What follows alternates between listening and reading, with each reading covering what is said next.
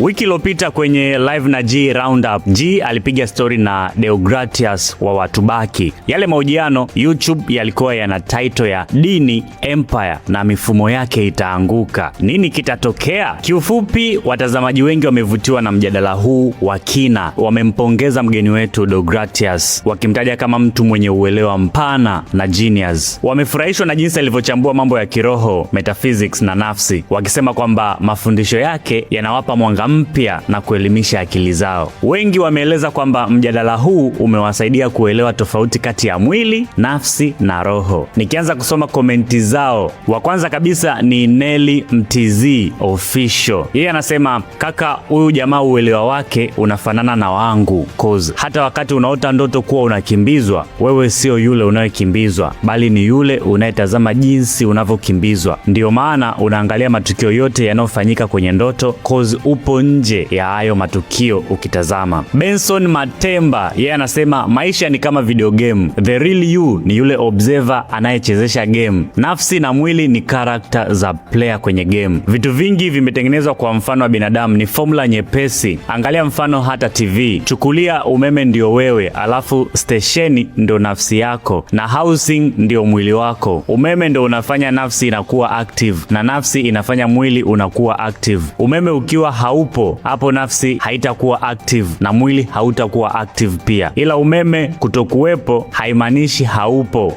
unakuwepo somewhere else. Juma Kitia anasema, wow, angalau nimepata nilichokuwa nakitafuta kwa muda mrefu. Jamaa anapatikana, nahitaji kuonana naye. Naomba kama kuna mtu anayeweza kunisaidia jinsi ya kumpata, nisaidie. Bwana, jamaa anapatikana Instagram kama Deogratias Gram. Rama Mabinda anasema, kama akili yako haijakaa sawa, huwezi kumuelewa huyu jamaa. Bruno anasema, kaka G, hongera sana. Kiukweli siku zote unatuletea watu makini, wanaoshusha madini konki, ambayo kama tutayazingatia, tunaweza kukua sana kiakili na kuishi kwa amani hapa duniani. Big up sana bro. Wa mwisho kabisa ni Kidumule Msigwa. Anasema, wakati nasubiri interview ianze, na shangaa kusikia imeisha.